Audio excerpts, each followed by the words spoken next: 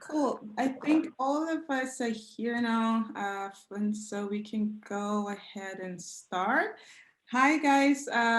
So my name is Debbie again. I am originally from Nigeria, but I live and work in Switzerland. So I'm actually in the room that is overlooking the Swiss Alps right now, and that's amazing. Love it. Oh, you But gotta turn around and make that your background, right? well, now I'm sitting inside a room and it's very, great. Yeah, but to start off, me and Mick Boucher, who is right now in Restlessness, will be facilitating this conversation. But before we do anything else, I just wanted to ask if all of us could share our name, where we're from, where we currently are based, and kind of our area of work or expertise, what we do. And then if you could also maybe share a little bit about what inspired you to join this particular breakout group. So we'll do that, take the next 5 minutes to do that, and then we will jump into the conversation. And because my screen, I'm not sure. So we'll start with Galen. And then Galen, if once you're done, just call someone else's name so that we don't have to wait. I think our screens present people in a different way. So Galen, I would love to ask you to start. And then once you're done, please call out the next person and we'll just go through that way. Okay. I'm Galen. I am originally from South Africa, from Cape Town, but I live in Glasgow, in Scotland. And I've always been doing kind of creativity alongside ministry for many years. And the reason I was interested in this was just with like a sort of art group that I run that's very kind of beginning stages, but I have a heart to kind of grow that and to kind of pioneer more creative community in Glasgow. So that's kind of why I chose this group. Thanks, Galen. Is it my turn? Oh, I'm Jessica. Oh. Hi, I'm Jessica. I'm from Seattle, Washington in the US. It's currently about 4:30 in the morning. So, yeah, I am a mixed media sculpture artist. I joined the group because it's nice to see both sides of the art world, kind of being an artist and also seeing how groups are run or how they're facilitated or bringing other artists together. And then Dave. Wow, 4:30. Props to you. That's amazing. Yeah, go get some coffee. So yeah, I'm Dave. I'm in York in England, and yeah, I'm a visual. Yeah, I guess I've taken on a role recently where I'm leading a community of artists studios here in York. So there's about 20 artists in the studios, and most of them are unbelievers and various disciplines, textile artists, painters, yeah, all sorts of different stuff. And it's basically emerged out of a collaboration between YWAM and a church, and using their underused space in the loft of their church, it's been turned into kind of multi-use studios. So we've got about, I think, 16 maybe different studios and different shared spaces, and it's a really interesting kind of community of artists. But I'm just intrigued to hear from others and experience what it looks like to still remain kind of connected to the values and DNA of YWAM, but also kind of leading a creative community that is predominantly those that are people not of faith, but also, you know, contributing quite into the kind of creative scene of our city, and providing kind of working space for artists, and seeing kind of God's kingdom come through kind of opening doors for artists, but also how do you kind of remain YWAM in the mix of that and not get diluted by all of the other artists that we're working with and collaborating with? So I choose Eva. Thank you. Okay, I'm not muted. Well, hello everyone. It's really nice to be here. My name is Eva, and I'm originally from Dominican Republic. I used to work at the Arts and Music DTS in YWAM Dunham in Quebec for 6 years, but now I have been out of YWAM for, I don't know, 6 years too. And currently I live in Switzerland with my husband and my 4-year-old. And well, I guess one of the reasons why I wanted to join this particular group, I know Noemi quite well and her journey, so I wanted to know more about Bloom. I have been working with them with my business. I have an event design company, and I do a lot of, I don't know, like creative gatherings and workshops, and just building community and helping people to just discover more about what it means to celebrate and to rest, and all about still living. So yeah, that's a little bit about me. And I choose Francisca. Didn't I meet you? Yes, we had a picnic. Yeah, I was like, nice to see you again. Likewise. Yeah. Yes, my name is Francisca, and I'm Swiss. Lived in Norway for 16 years and was very much involved with training artists. And now I moved to the south of France, and here much more involved with prayer ministry and the prophetic, the history of France in this area, but also I'm connecting with local artists, creating a little group of inspiring one another, or trying to see how we could collaborate, share workspace, or do projects together. Personally, my background is more into textile, fine arts, and then I added photography, while music and dancing, and it's a little hard to pick and choose sometimes. Yeah, but I'm very much interested, and I'm just hearing other people's stories, how you developed your projects, or what you're calling Bloom is really exciting. And, excited. And I choose Gru. Hi, Gru. Hello. Hey. Okay, my name is Gru. I'm from Norway. I'm living from the south, living in the north of Norway.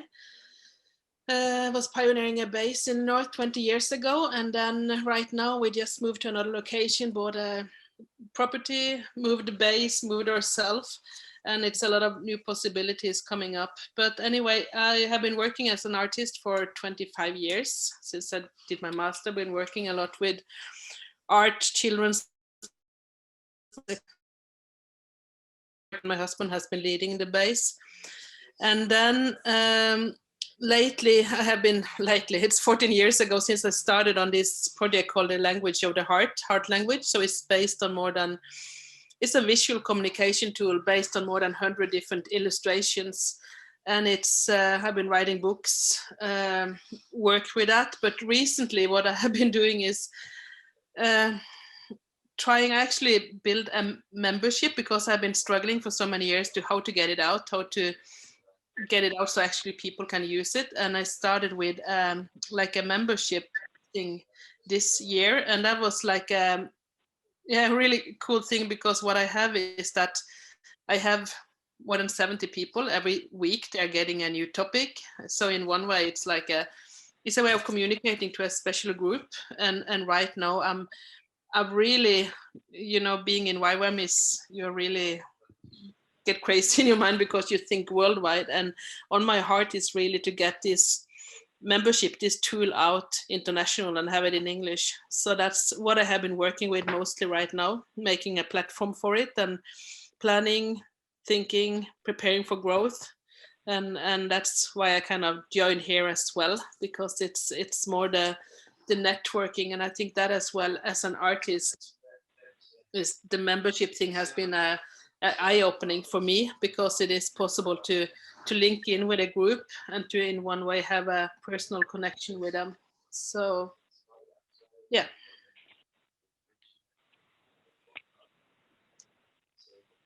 So next, yeah, Sarah. Hello everyone, I'm Sarah, I'm French. I'm currently living in the WWM base, the same as Francesca, as a volunteer. But I'm an architect and also a graphic designer. And I do a lot of things like photography, drawings, different things. Recently, I did this online business as a graphic designer, and I have a vision to pioneering art galleries in France and create a network between them. I would like to do this vision with work with Christians. So, and the goal is just to reach French people through the art. But I'm not sure how exactly to do it. So I thought this group will be a good idea for me to just hear about others and get inspired. Yeah. And I choose Laure. Thanks. So I'm French as well. And I'm living in northeast of France, close to Germany and Switzerland. And I did my YWAM school in Montreal. That's where I met Noemi, and that's how I know about this forum now. I lost my job last year, so I'm currently in search for something new, and I've always been an artist at heart. I studied textiles, but now I'm doing a cooking class. And I'm here because I love meeting other artists, and just because I think that we should be using our gifts, our artistic gifts as Christians. And yeah, I just love doing some networking as well. And yeah, I think that's basically it. And now I'm asking Mark if he hasn't talked yet. Hello. Is that us? Hi. I think that's us, yeah. What's up, Hi, I'm Mark. Kesslers? Yeah, hi. Hey, Jeff. Hi, Jeff. Hi, everyone. Hi, I'm Mark. Yeah, I'm Nina. Hi. Cool. We're from London. We were invited by Jeff, who we've met and had in our home when he was here. And we're here because Jeff invited us. So we love Jeff. And if he invited us somewhere, we thought it would be good to turn up. Oh, but we're quite excited about meeting all the creatives as well, and just especially in the Christian world. That's amazing. We've been working in animation for about 12 years. We've run a business, and about a couple of years ago, we felt the Lord ask us to branch out.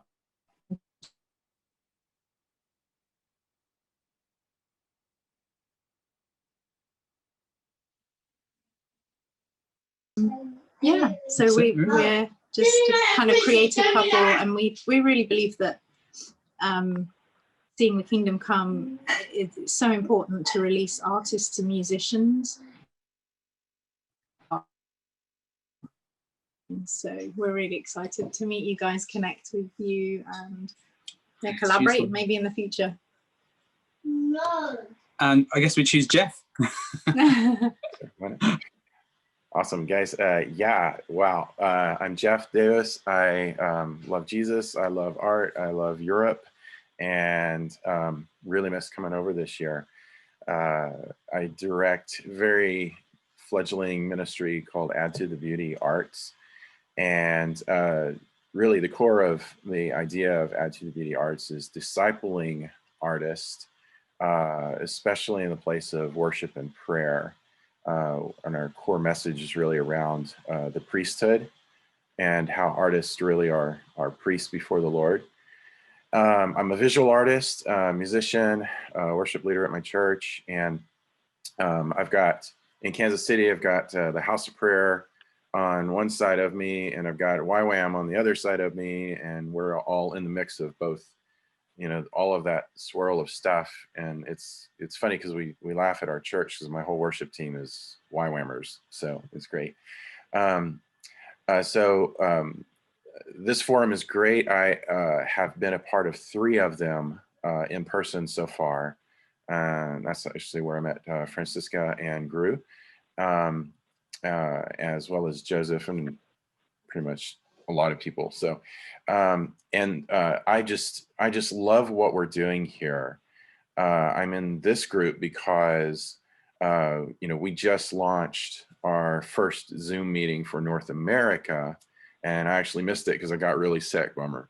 But that's been on my heart for, you know, a couple of years now, is to get a group like this going in North America. I agree with Mick that YWAM has got such a great resource base for this. And I love that our forum is open to, it's not just a YWAM thing, but it's open.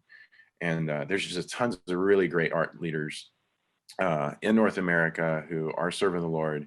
And just to bring those people together in this format and see this thing grow would just be amazing. So I can't wait to hear you guys talk about your journey in that. So let's see who hasn't gone yet. Hasn't shared, I think. Yeah, Anushka.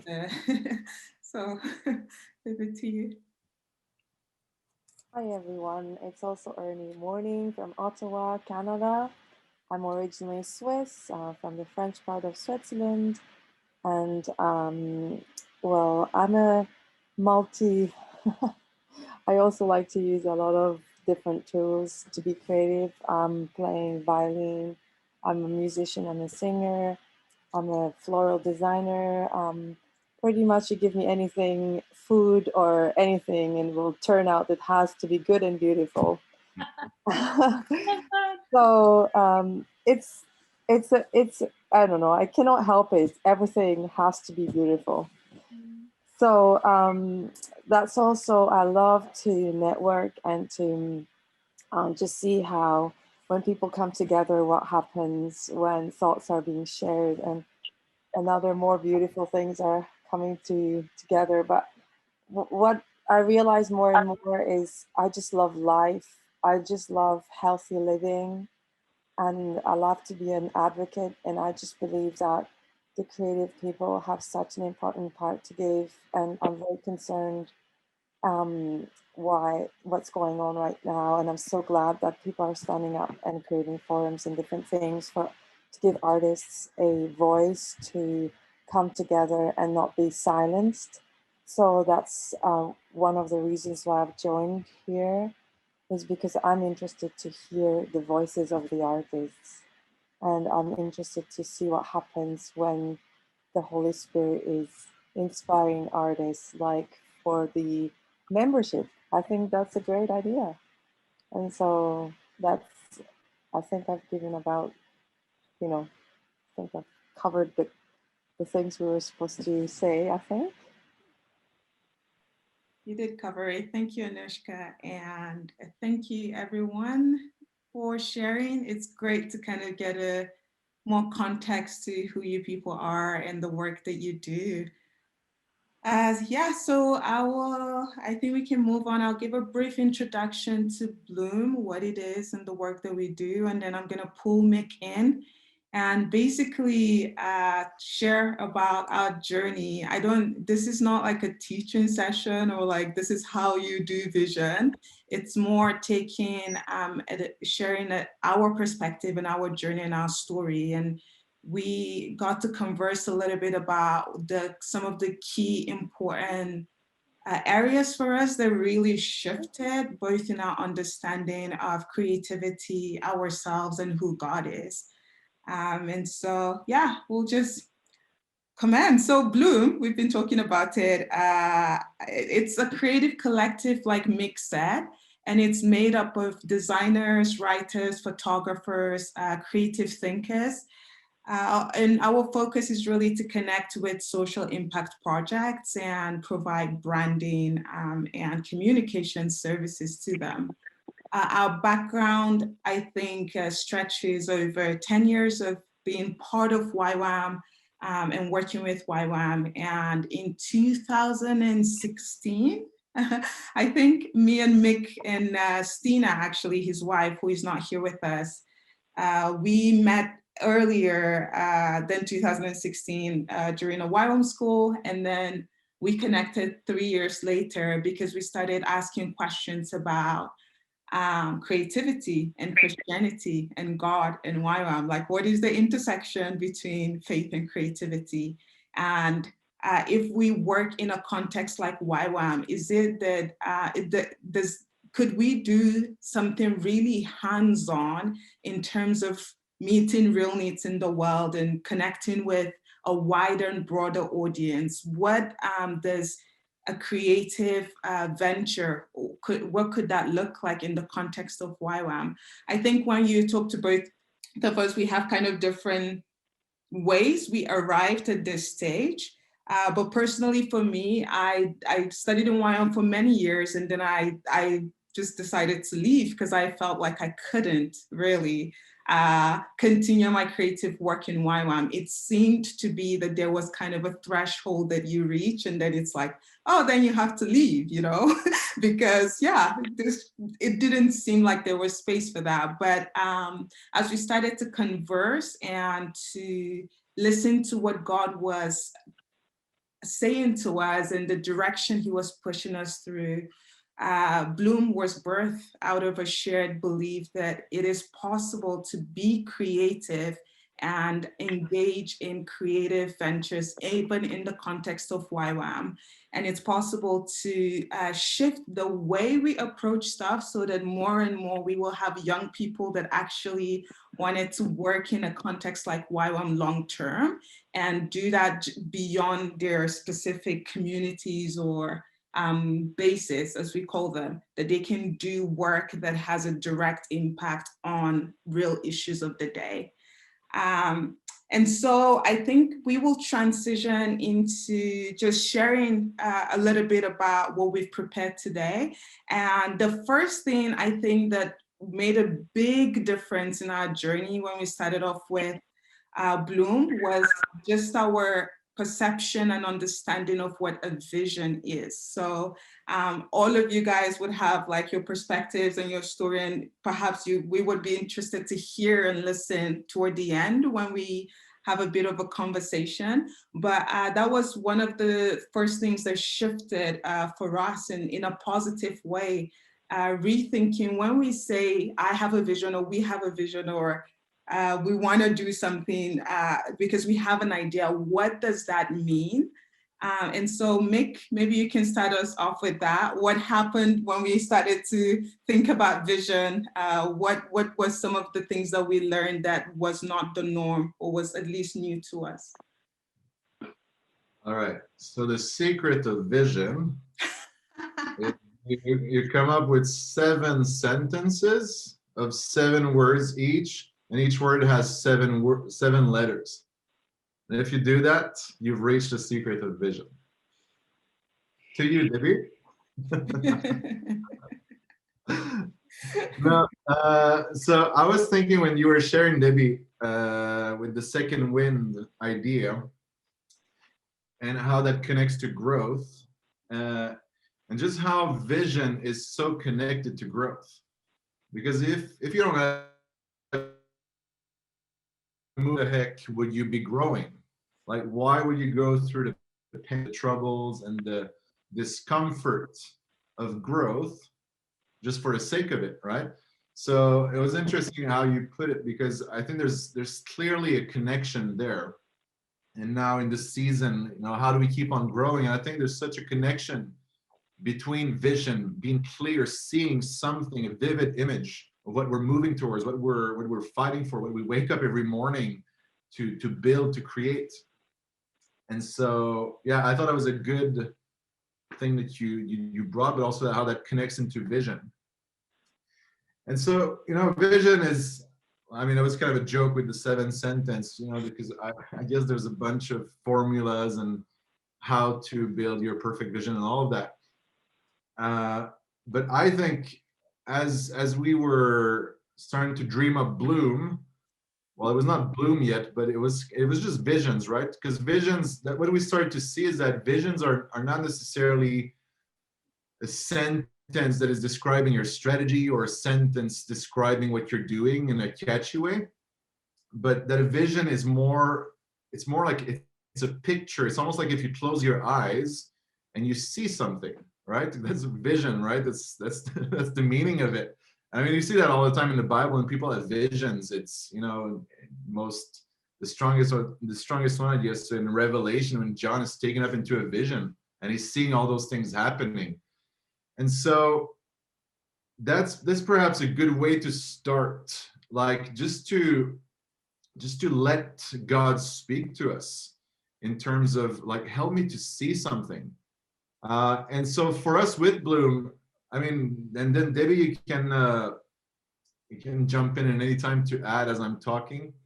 But like I remember, and of course, those are the kind of 3 main ones, but there was kind of, no, 4, sorry, there was four kind of more vivid visions that, you know, I can't explain how they appeared or how they got there. I think it's God inspiring those things and helping us to see something, because that's what we concluded with visions. Basically, God helps us to see something in the world, both perhaps something that is broken, something that is hurting, but also something that could be if this thing was restored and healed. And so that's what we kind of start to see, is that those visions, they come from God. He's helping us.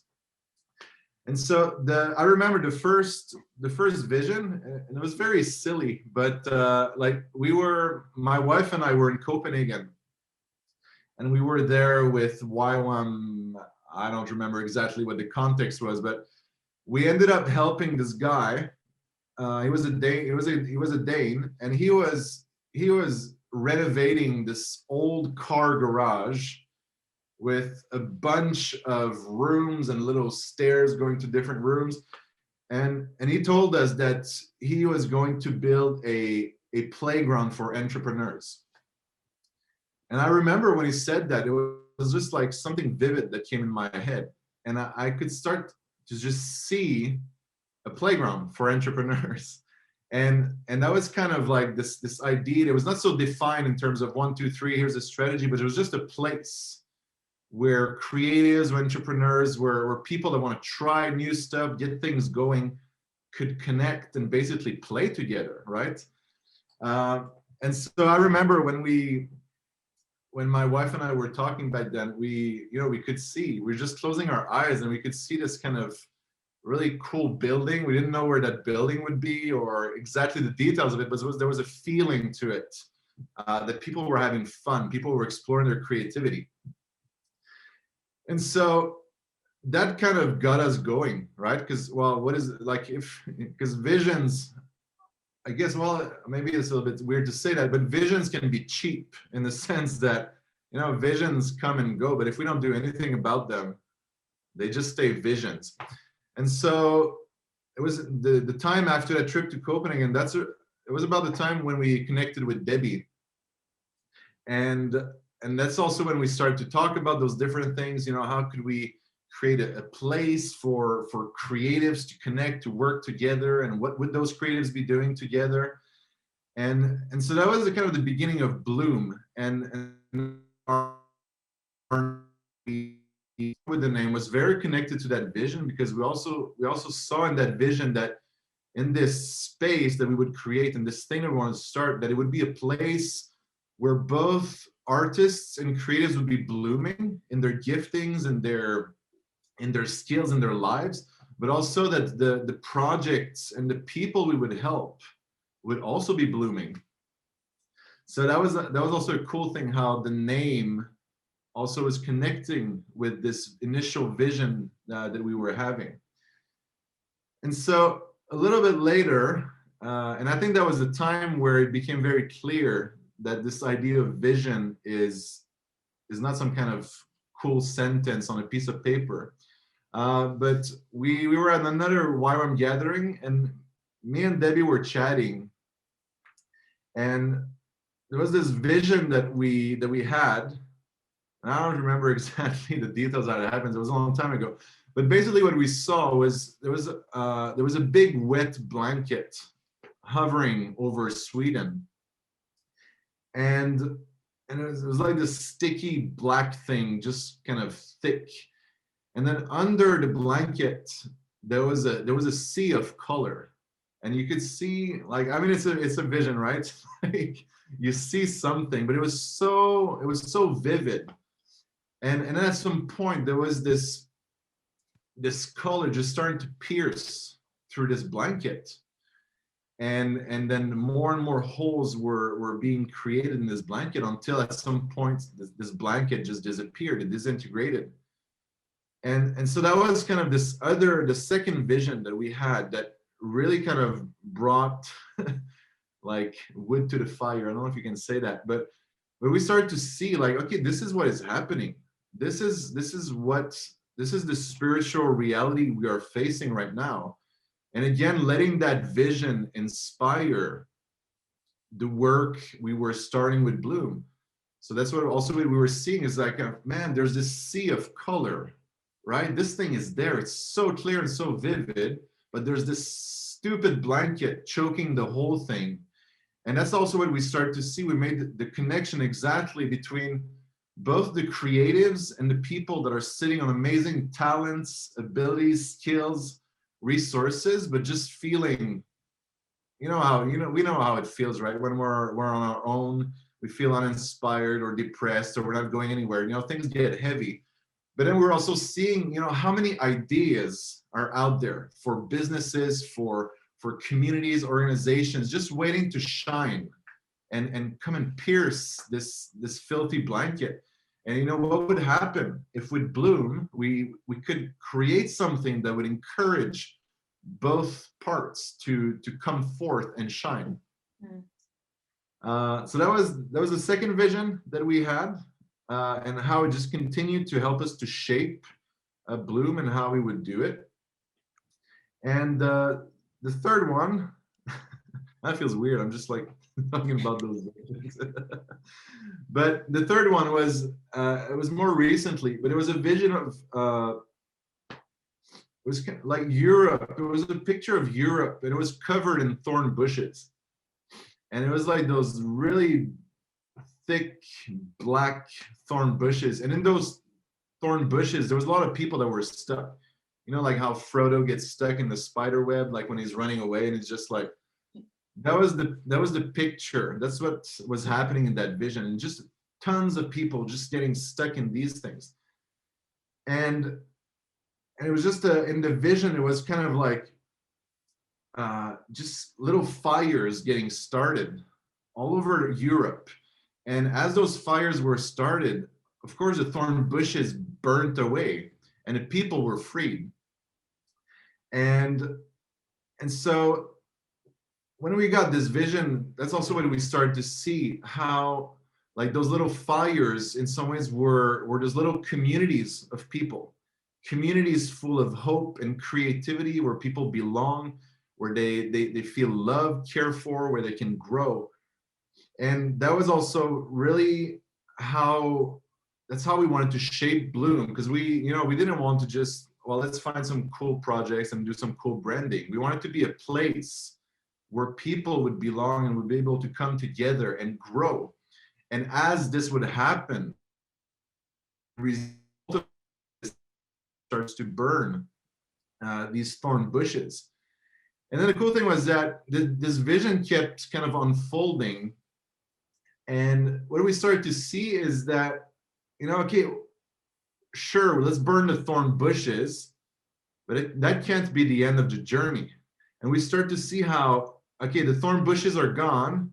Now we need to plant a garden, right? I mean, like, I guess it could be literally speaking a garden, but it was this image of, how can we as Bloom, how can we find people, projects, organizations that are both burning up those thorn bushes, but at the same time that are planting something beautiful that will take the place of the thorn bushes.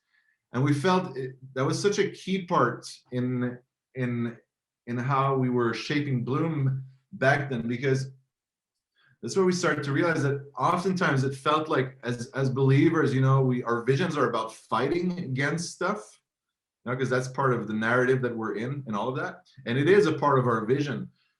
But perhaps many times we don't think enough about how do we build and create and plant those beautiful gardens that will grow in just becoming this force for change and replace the thorn bushes, so that those thorn bushes are not growing anymore. There's no space for them to grow.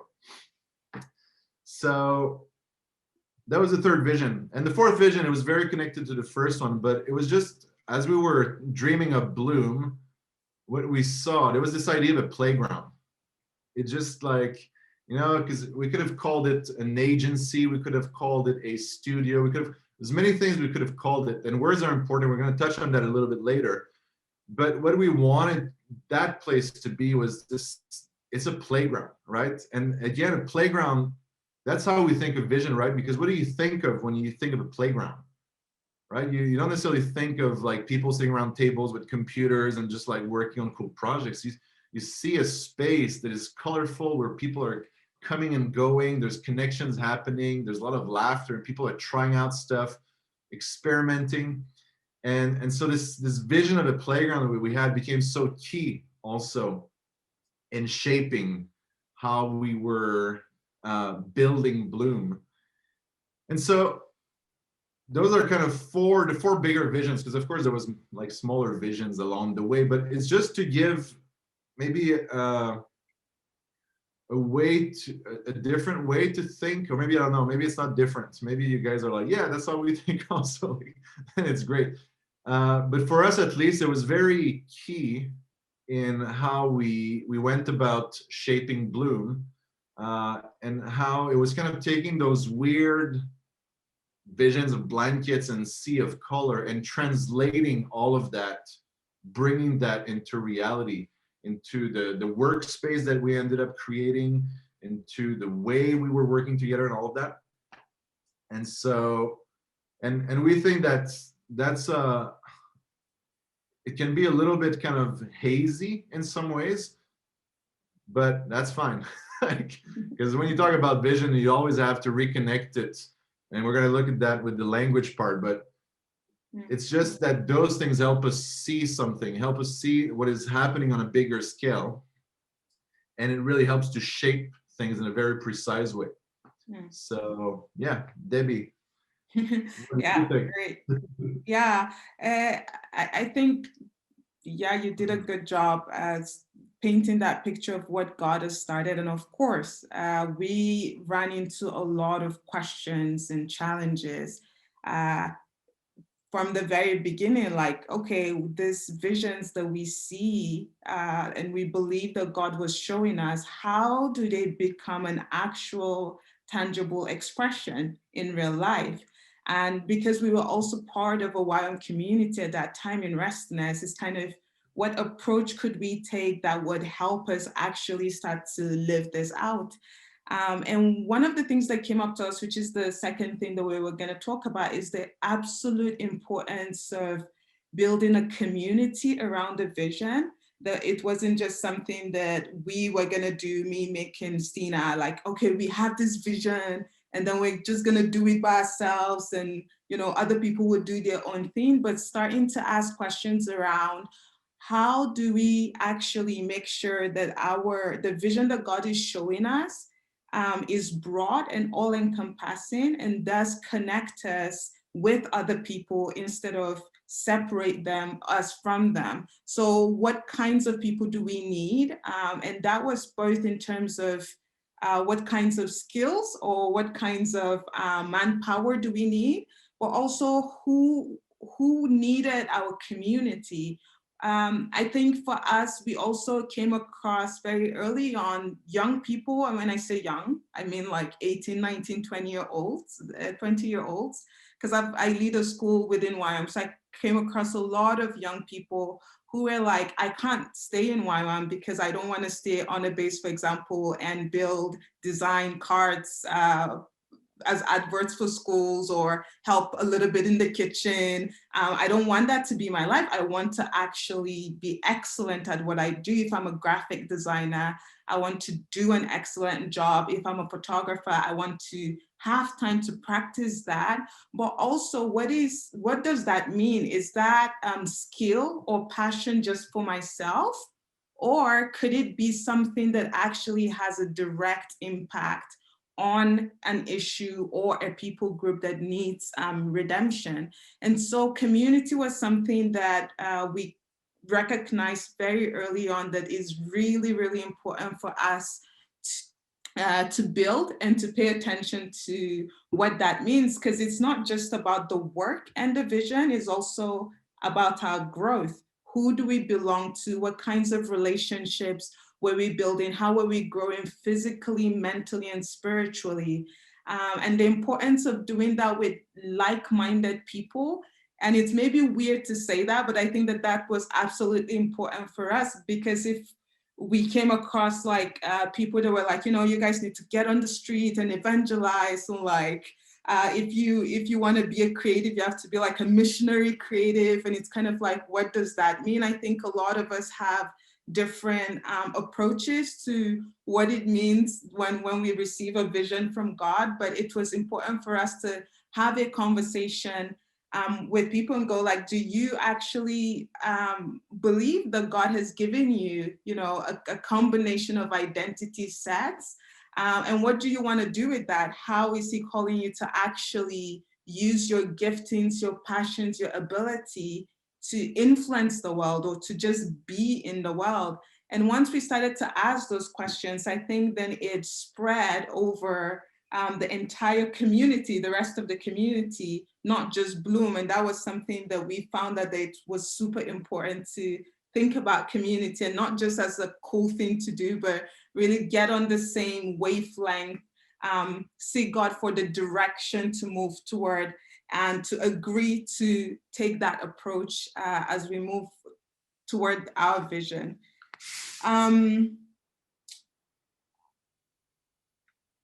I think this would segue nicely also make into language. So that was something that we found out also quite quickly, that we had a sort of language that we used in YWAM, and that was beginning to be challenging for us. But Mick, tell us a little bit more about what we found out about language. It's funny, but it's not. We made a lot of faux pas in the beginning, but that helped us. Okay, so maybe to do that, I will go into something else and bring it back to language, because yeah, you'll see hopefully how it's connected. But like one of the big things that we started to reflect on, oh man, how do you say that? It's like, why are we here? Like, I don't know. I'm actually serious. Like, why are we here? Because what we start to see is that, okay, there's those visions, but those visions, how do they, in what bigger vision do they fit?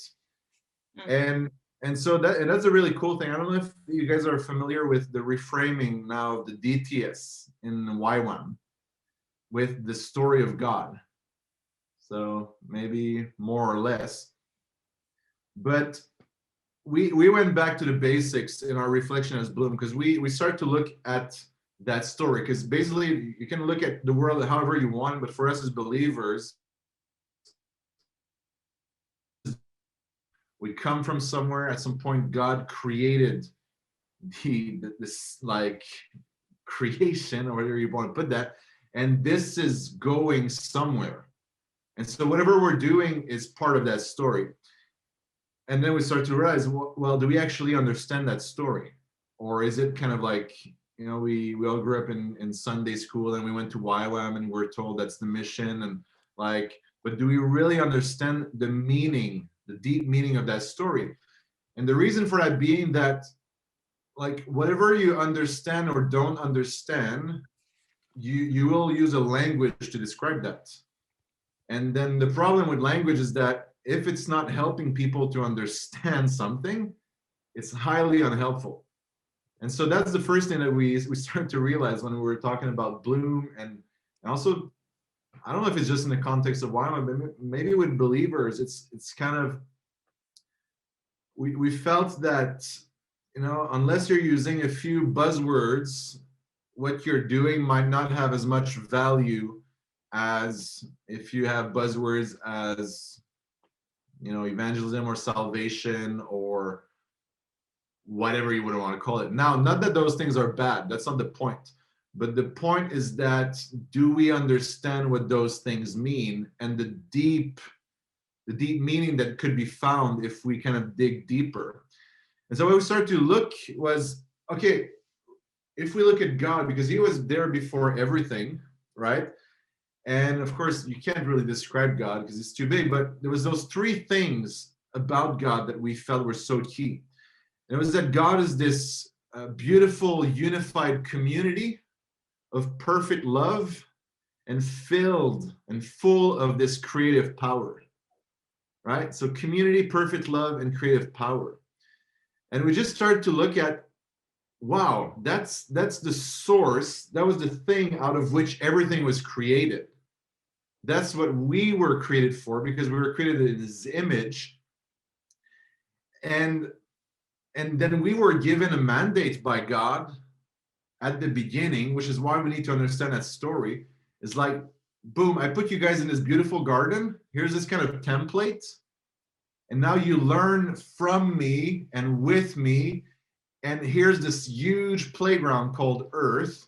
And I want you guys to go and fill that with beauty, with order, with abundance, just creating things that will make my beauty, who I am, tangible for the rest, for the world.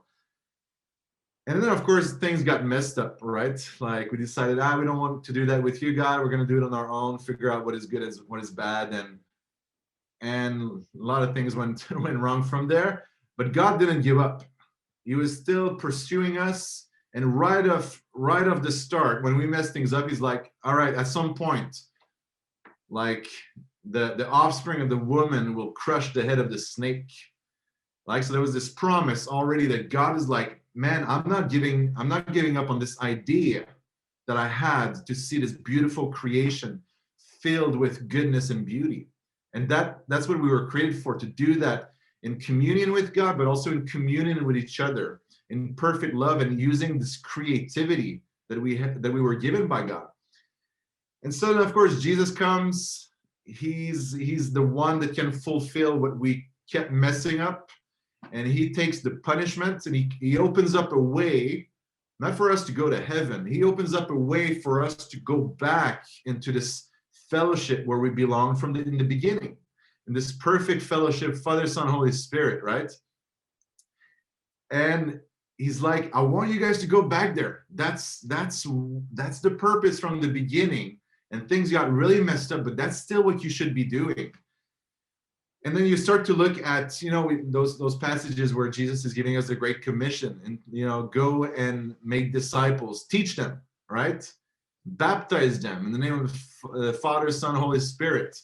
While it says go and make disciples, baptize them, and then teach them all that I've been teaching you, right? So we look at things like that, and I hope you're following where I'm going now. But this is language, right? You're talking, let's focus on that passage.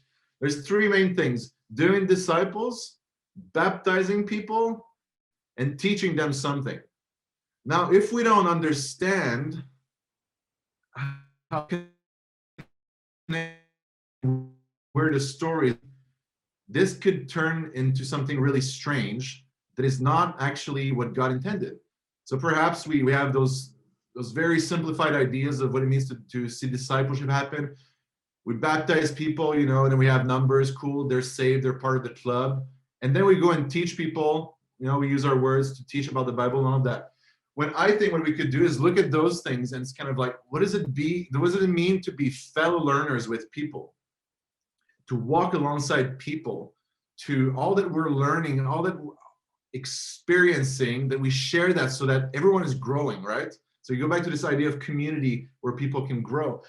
And then just look at baptism. What does baptism actually mean? Baptizing people back in this amazing fellowship where they belong from the beginning. Father, Son, and Holy Spirit. So it's kind of opening up a way back for people to get back there. And then teaching people, well, what does it mean again, right? You don't teach people just from the front of a class, right? You need to be doing something. You need to be good at something. You need to understand things. And then you do it with people. And as you're doing that, you're teaching people. And so it was this whole idea that as we were starting to grasp this story again, and then seeing how things are moving, you know, because at some point, all things will be made new again. You know, and it doesn't say that hell, like the earth is going to burn up and like we're going to fly up to heaven. It says no, like this new creation will be kind of coming down and heaven and earth will meet and all things will be made new. And it's kind of like we're in this in-between moment right now, moving towards that. And that connects very much with then, well, what should we be up to and how do we explain that to people, right? All our ideas, our communities, our projects, they fit in that bigger story. And it's the craziest, most amazing story ever, right? But I think we've lost so much of the language and the depth and the beauty of that story. And in turn, this is translating in us, I think, communicating what we're longing for or what we hope to see in a very strange way where a lot of people can't relate to that. And so, you know, to bring this back to Bloom and the language, that's where we started to realize that, man, language is so tricky. Because if our goal is just to talk with YWAMers, like, let's keep them doing whatever we've done before and it's going to go great. Bring that a level further. If you want to talk with other Christians, you know, you better change your language. Otherwise, they might not follow where you're going with all your abbreviations and schools. And like, I'm doing a school. Like, what are you building? Like a building or like, so there's all that. And then beyond that, you talk with non-Christians, totally other thing. And then in this, all those categories, there's different categories of people. Are you talking with politicians? Are you talking with business people in your town? Like, who are you talking with? And that's what we start to realize with Bloom is that, man, if we don't have the language to connect with those people, it's just gonna go over people's head. And then we're missing the point, because what we want to be doing, what we wanted to do was invite people to join into this living community where people can grow and belong and we would get to create together. And we wanted them to understand who we were and what we were up to and why it mattered and all of that. And so that's like a hope it's connecting all together, but just to maybe help us to re-explore the story that we're a part of. Because when you do that, it's really cool. What we've noticed that you start to get the permission to not just use those buzzwords because they're the buzzwords that you should be using to describe what you're doing. But you start to understand just this idea of baptism, for example. You know, like baptism is, you say baptism, people have this, all right, you're going to go in the water and out and like, now you're raised again in Jesus, you're maybe become a member of a church. And you kind of like, whoa, boom, back off from that. Baptism, you're going back into this communion with the Trinitarian God from the beginning.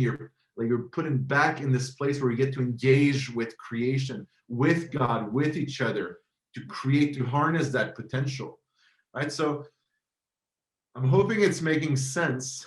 Yeah, and I think that one practical way also, maybe to bring it back to Bloom, was that, so when we started to talk about language and we were using words like entrepreneurship or entrepreneurs, for example, and that was an initial kind of really pushback or, oh, you need to pay attention because this is YWAM, you know, like it's not a business, you need to remember that. And, or when we use words like playground, like what does that mean? Where does that originate from? When we use words like creativity or we want to co-create with God, those were really important for us to use.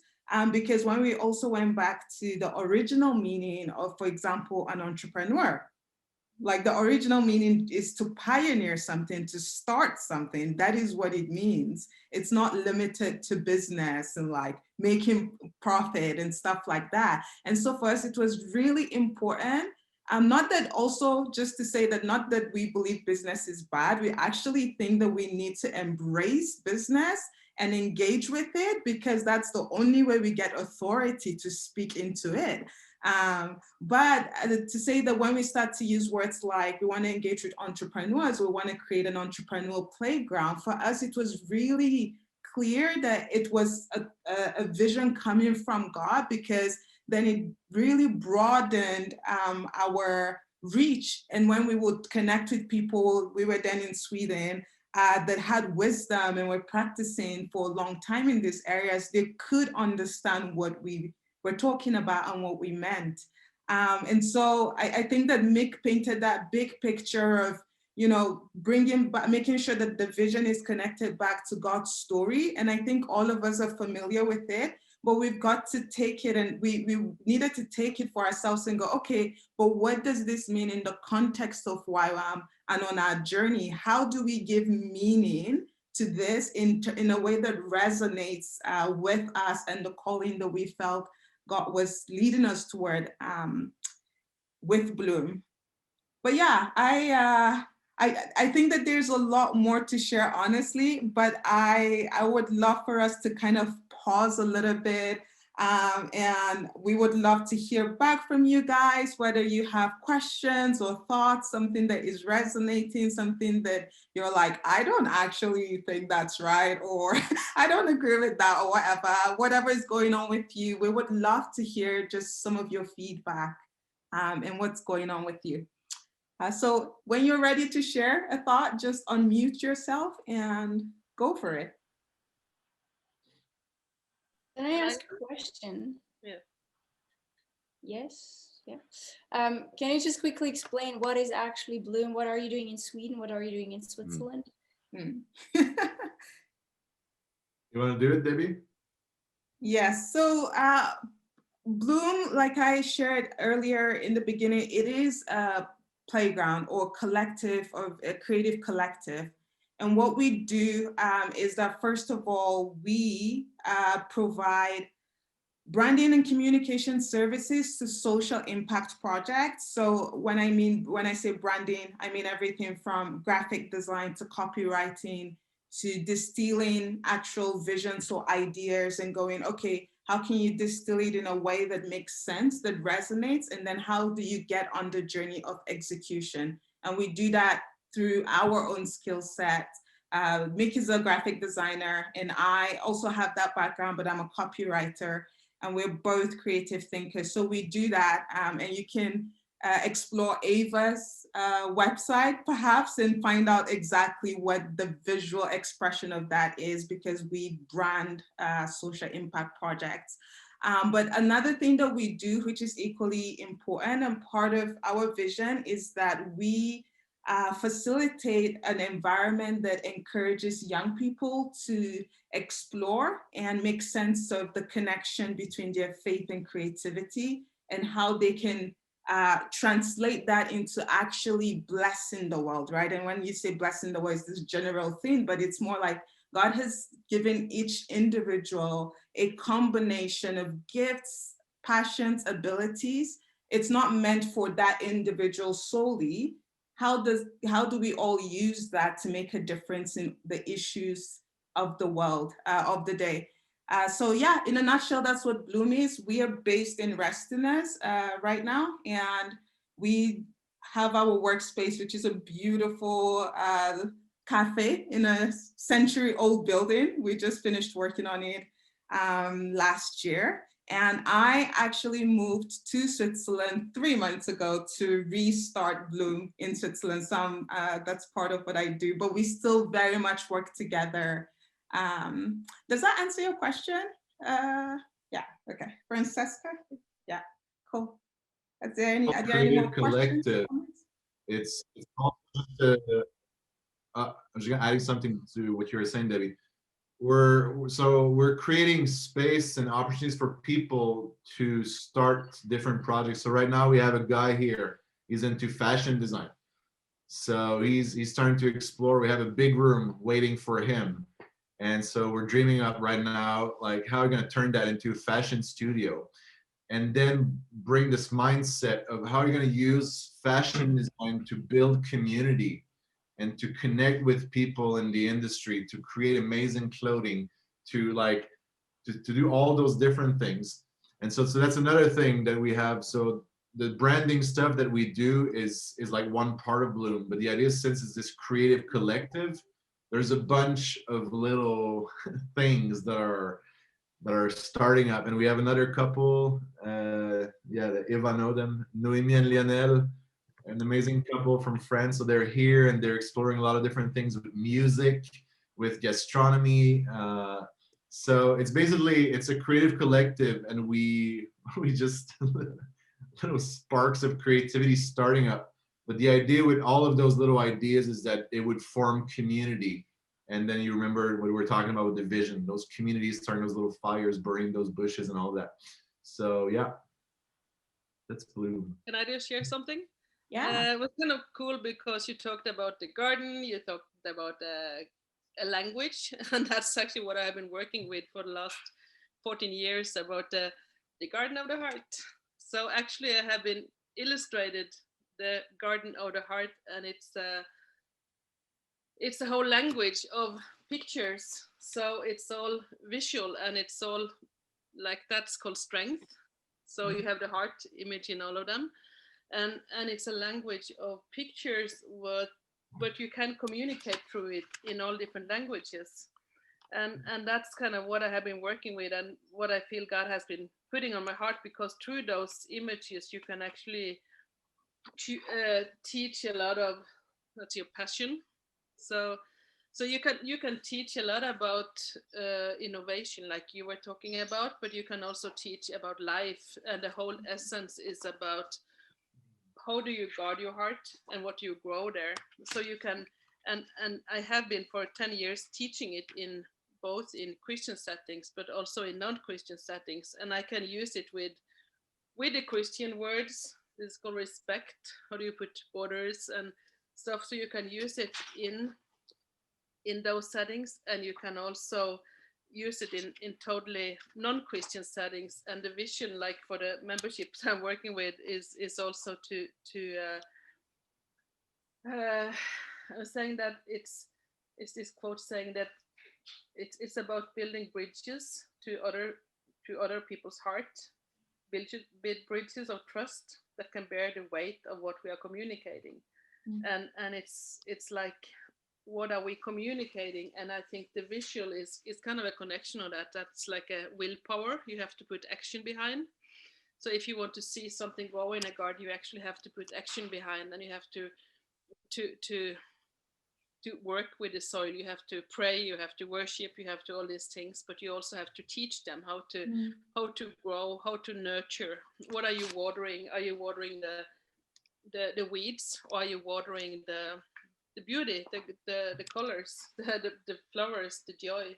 And the weed is the bitterness, and the water is like the love, and it's like thankfulness is to water. So in that way, it's actually it's a package of teaching that can be used in a week in a DTS, but it can also be used like in outside Christian settings, and it's the online course and stuff. So that is kind of cool, because right now I feel that the time is out as well to give it out, because now I feel like through the membership it's possible for people to get the images, the teaching under the skin, and then you can also giving the freedom for people to use it themselves, and then to use it in communicating.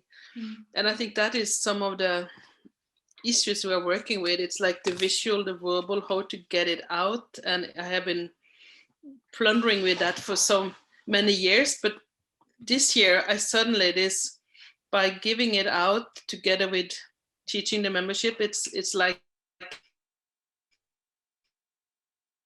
if you're a YWAMer, you can get, I need to have some income on it, so it's more like a business as mission. But then I can also give it for a low price to some, and I can give it for other price to people outside. Cool. Thank you so much, Gru. So you just sent us a reminder that we have 10 more minutes, but which means that we have 10 more minutes to hear from the rest of the group. So if you have a question or thought, something that's going through your mind, please feel very welcome to share. Yeah, I have a quick question actually. It's really encouraging to hear what you're doing. It's amazing. I feel like the Lord's doing that all over the world, and it's just really encouraging. It's lovely. I was wondering, in this time, just since the COVID lockdowns and everything that's happening, how are you managing to, because the challenge we have a lot is, how do you keep that, the fire of the community together and the creativity and the encouragement? Because it's a lot easier when you can meet in person. And although we're trying to meet via Zoom and things, it's a lot more challenging. So I just wondered if you had any wisdom in that area or any tips or what you do. Share wisdom with us. Hoping you would take that one, David. Well, I don't know. It's a little bit tricky because like I don't know that what I'm going to say applies to everyone because I'm in a very specific context. But the context I'm in right now is that we're running a DTS right now in our community. And so with, and of course, like, so we're doing the outreach and we couldn't go anywhere. So we stayed here, right? And then everybody's like sad. And I'm like, yeah, let's do something cool. So for me, what I've been trying to is like, well, there's a few different things. I think like we need to have vision that goes beyond the current state of things, because if we're stuck there and we can't see beyond, we're like, I think all of us would just fall into despair, right? Because then we just turn into some kind of waiting mode, and when you wait out on something, all of a sudden you're not a protagonist anymore. You're just some kind of spectator. So like what we've been doing with Bloom now is we're redesigning the interior of this huge room on our property, and just reimagining the room entirely for as a big playground. We're gonna have, I don't know if it's gonna be the world's biggest blackboard. I don't I would have to do a bit more research on that, but just going crazy. And so that's something we can be doing together, right? Because of course you can't go and meet people, you can't organize events and all of that, but we're this little community of people together. And right now in Sweden, you're allowed to be 8 persons in meetings or whatever that means. So for us, we just take full advantage of that, and we just go crazy on, let's do this room into something amazing. And then that's connecting. The room is not the room in itself, like, or how do you say that? It's not this kind of, oh yeah, it's a cool room. It's kind of, we're preparing this room for what we see beyond, right? And so for me, at least, because I'm very visionary, vision is so key, because it's like what I was saying in the beginning, when we don't have vision, well, why would I make an effort to try to connect with people? Why would I make an effort to keep on growing, to be inspired? So that's one of the things that I think has been so important. And the thing is that I think people are realizing maybe right now how hungry they actually are for belonging, for community, perhaps for something different. And I think it's such an opportunity that we have as believers right now to like paint those pictures for people of what we're dreaming of, what we're hoping to see, and to call people into that, and to connect with people when we have conversations, like grade the weather, it's a fun thing, state of the US politics. Like, okay, when we get beyond that, how can we dream together of what lays ahead? And I think there's something very key, because that's connecting people in such a precious way, because you share hopes, you share dreams, you share ideas. So that's maybe one thing that can be interesting. Yeah, I think that's a really important point that Mick pulled out, because I think for us here, or for me here in Switzerland, it's interesting to see how working with clients and helping local businesses around execute their visions, you start to see that there is a hunger for newness, I think, all over the world. The people are, it's like all of us have to ask ourselves, well, how else could we really thrive in this season, not just survive? And that opens a door for conversations, I think, even with the locals around. And so going to the farm, which we're branding right now, in the little village, and going, okay, and having conversations with farmers and hearing what they're reflecting on and how they're changing their approach to work.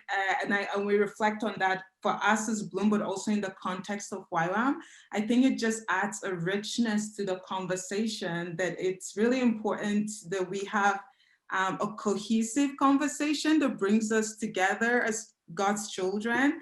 And we start to ask ourselves, okay, what other ways could we do our normal in a way that is life-giving to us, but also life-giving to our surrounding. So I really echo that part of creating newness, exploring what newness could look like, and just seeing what happens, because it's really tough. I don't know that anyone knows the answer that I could go and ask for, but when we engage and have conversations as we work, really cleaning to God and saying, okay, we know that we can thrive even in this season. How can we do that? And what direction should we move toward? I think for us has been really life-giving. So I don't know, again, if it answers your question. It says Mark. I don't think your name is Mark, but those are our thoughts on your question. Yeah, okay. Hi, sorry, it's Nina. Mark's Nina, gone in. I'm sorry. He went to the other breakout room. Cool, yeah. He switched phones. Well, so maybe we have time for one more, maybe thought or question, and then we can slowly wrap up and head over. I think Joseph said we had 5 minutes. I want to rebound if it's okay. Unless Eva, did you want to say something? No? Okay. I find interesting what Girl is, again, sorry, she's my inspiration of the day.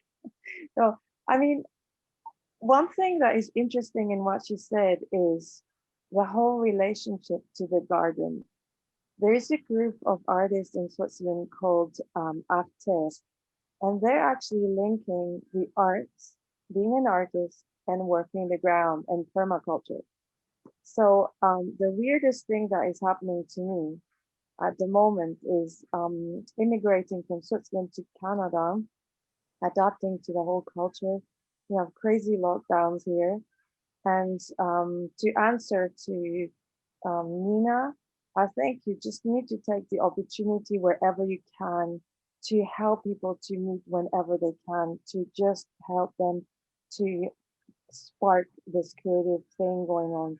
So I sometimes, nobody here is outside of the Zoom, I hope, but sometimes I don't respect the law, because when my teenager needs to meet another teenager to be creative, I will break the law, because I think that's more important than their mental health, and their creative capacity to come together is more important.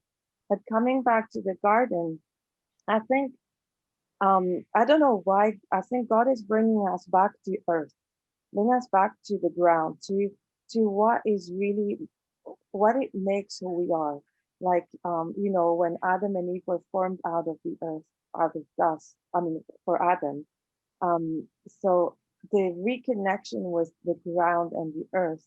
And also, as artists, be advocates for whatever brings life, and whatever is healthy, and whatever is good.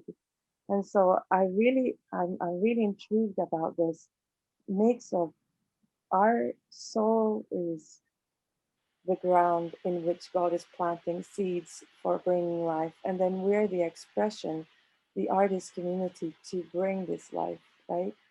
And so I just know it's I would be interested to have a conversation around that. You know, where are we bringing health to community through the arts, bringing healing to the heart, and all these things. That would be really fascinating as a conversation. That's me. Oh, thank you, Anushka. Ava, if you're speaking, you need to unmute yourself. Sorry. No problem. Yeah, and my thoughts kind of go into like the same direction. I love, Mick, what you were sharing about whatever our vision is, that is part of the bigger story, the story of God. And going back to the garden, something that I love to keep in mind is that whatever I do can help people flourish and thrive in whatever, in who they are, in what they're gifted in.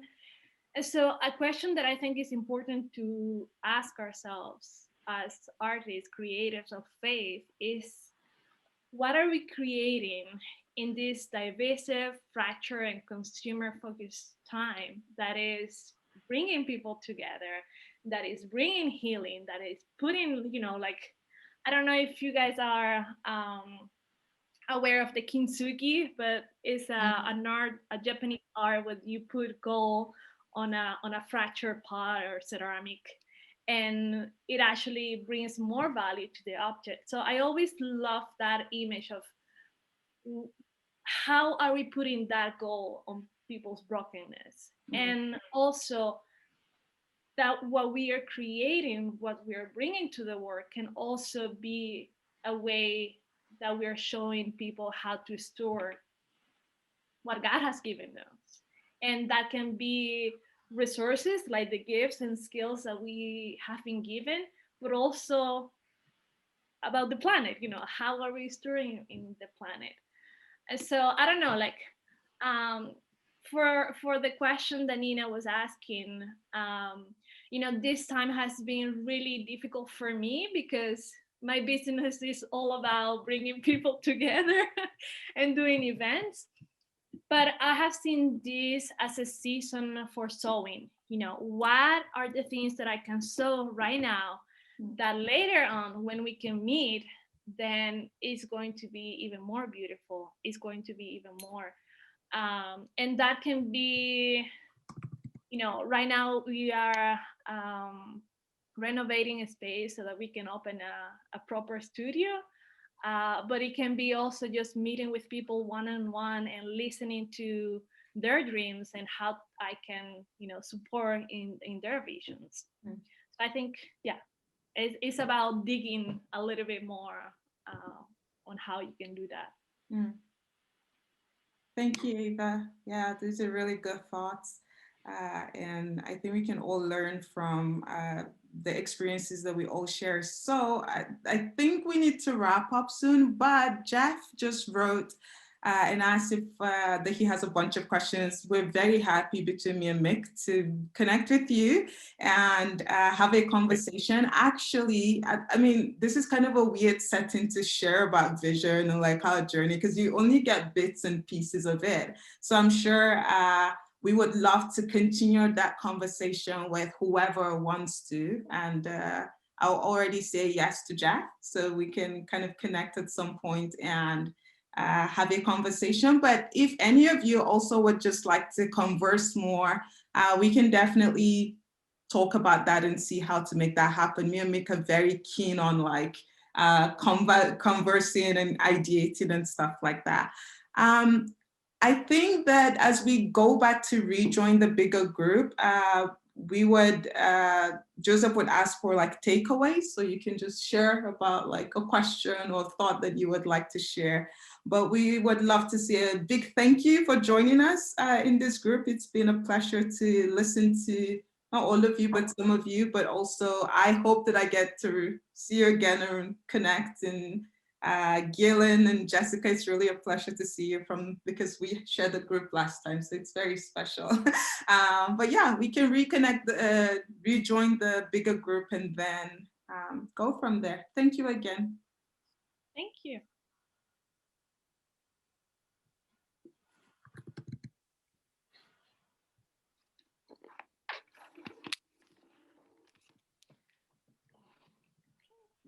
Return to main session. Yes.